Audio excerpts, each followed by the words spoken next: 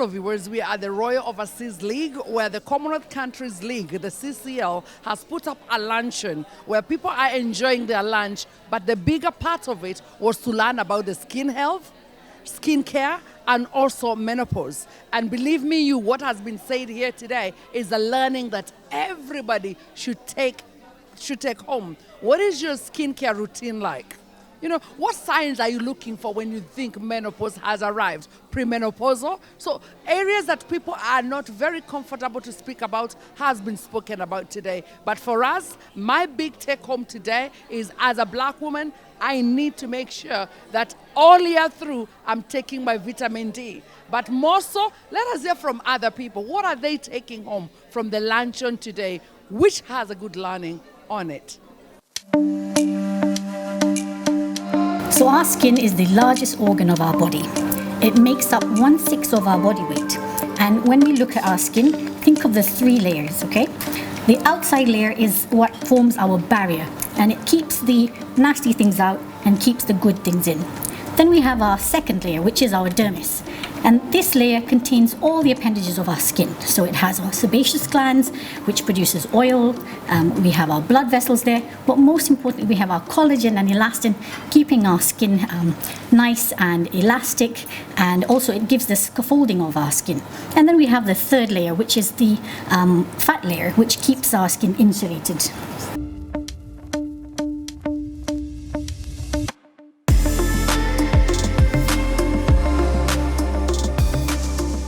But what's actually happening in our skin? So when we talk of aging, we don't just talk of aging in the skin. It actually starts in every layer. So our bones, you start getting resorption of your bone, and your bones start becoming weaker.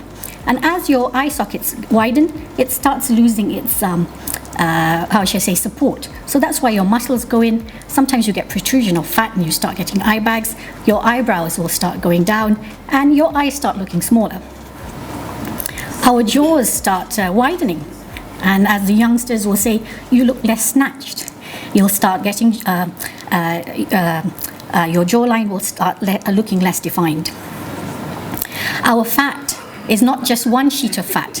You actually have pockets of fat which come in segments, and as these separate and they become smaller, that's why you start getting grooves in your skin, and you can start seeing ligaments coming through, so such as this ligament here, and you start getting grooves under the eye.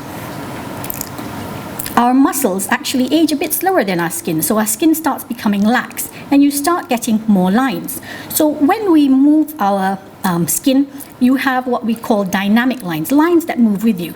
But as you age, you start getting static lines. Lines start staying, and this is because you're losing collagen and the laxity in your skin. So let's look at the skin itself.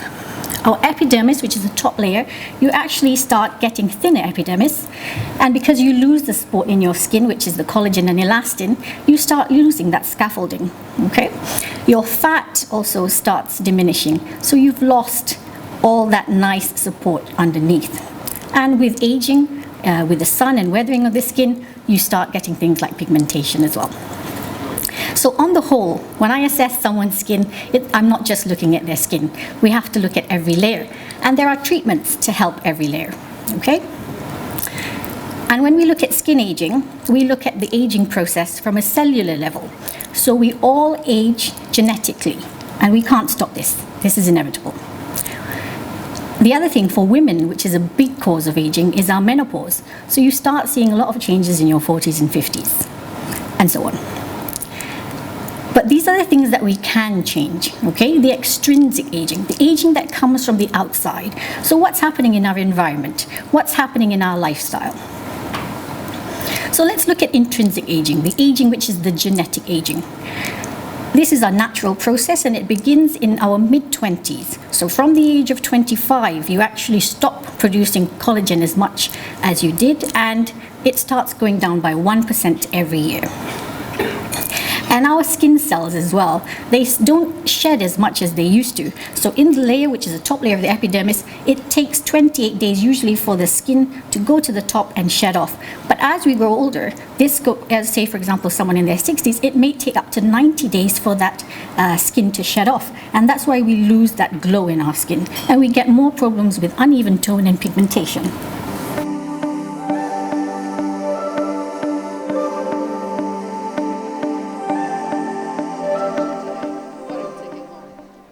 I'm taking home more importantly is the advice regarding menopause, the HRT, the fact and the fiction. And what's important is that we understand as women what our position is, our personal position, our personal perspective.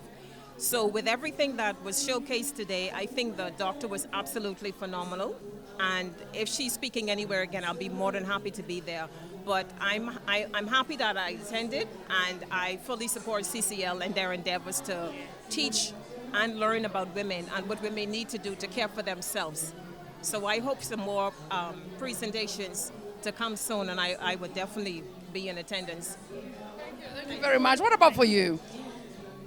Well, what can I say? I echo a lot of what my colleague has said, but overall, what I've taken away from this is the importance of looking after your skin, irrespective of age, culture, or sex, and how much the skin affects our entire being. It's like if we don't take care of our skin in a professional way, then other organs in our body will be affected. And just to sum it up, I think the whole structuring of her talk, the presentational skills, and the way she outlined every important fact, taking away myths, putting forward the facts, was so important. And she addressed the audience professionally, but in a very friendly and endearing manner. And again, if I had to listen to her another time, I would definitely do it. Because today at the Commonwealth Countries League, we've listened so much to Dr. Nasir speaking. But what is your take home? My take home is that I've learned so much more about in depth in terms of skincare. I actually didn't know, the steps which she has, mentioned. Like you have to, first and foremost, you have to moisturize, and you have to take vitamin C, which is only during the day, and retinol is only during the night. Those are the things that I'm not aware of, So a lot of things that she said today are very knowledgeable and things that I wasn't aware. And I thought that I know a lot about skin, like reading, bits and pieces that you get from the internet or from magazine. But today that was really, really informative and really enjoyed the day actually. It was really, really good. Yeah? Fantastic. And the CCL, obviously because of COVID, people have not been meeting like this. What does it feel like to actually come back and have a meeting like this? It's amazing, because this is one of the big events that has been put together by CCL, and this is going to be the benchmark for the bigger event in November, all right? So coming together, meeting everyone again, in this kind of setup, you get to socialize, you get to meet people, and then nice food, really nice entertainment. It's amazing, yeah. It's such a wonderful feeling, and weather's good, and everything's good, life is good. Thank you very much. I think when you see all of the Commonwealth of Nations coming together to represent something that's so beautiful, when you see all of the cultural differences, because although we are similar, there are still some cultural differences, and when you come to the Commonwealth Fair, that's when you see those cultural differences. That makes us unique, that unites us as one, that we should celebrate through our food, through our music, through the traditions of each country, and that is what, because people say the Bahamas, we're from the Caribbean. I don't see us as being part of the Caribbean because geographically located, we're in North America, and some of our foods are similar. Most of the Caribbean countries, they live off the land when it comes to animals and all that stuff. We are seafood. We're mainly seafood based. We love our conch and our lobsters. And just like in the African countries, every African country, they have something that's uniquely, even when it's similar to the ugali or the semolina or the gari or something. You have the staple, but then in each country, it's either made from millet or something special. So I think being involved with the CCL, it's just been a phenomenal journey, and it's one of those organizations I will continue to support because I just love it, and I love the uniqueness of the countries and just the display of culture. And the color. I love the color that is shown at the Commonwealth. Isn't it beautiful? You know, the expression and everybody wearing their traditional clothes, and you see some of the products from those countries. You would never find so many cultural stalls in one place as you would at the Commonwealth Fair. Viewers, that is Duchess, and she's been one of the constant for the last more than 10 years that I've attended the Commonwealth Fair. She's one of the constants. So for me here today, finding her here, that tells me like 2023, we are back with a bang, and the Commonwealth Fair is going to be one of the biggest. Watch this space. What should people be looking forward to from the CCL? What we have to look forward to is that, a charity is, the idea of charity is to raise funds in an appropriate manner, okay? So the funds have to be raised so as to, it can be given for the purpose the charity has been made.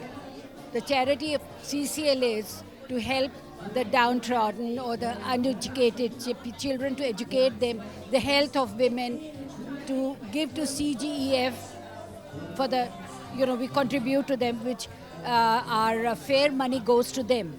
We do the fair every year. But, okay, we do the fair for them. But then CCL has to do things for themselves, because we have to justify what we are a charity for. Not only for CGEF, we are also a charity for CCL. And our aims are the women, education, and the children ourselves too. Health of a woman.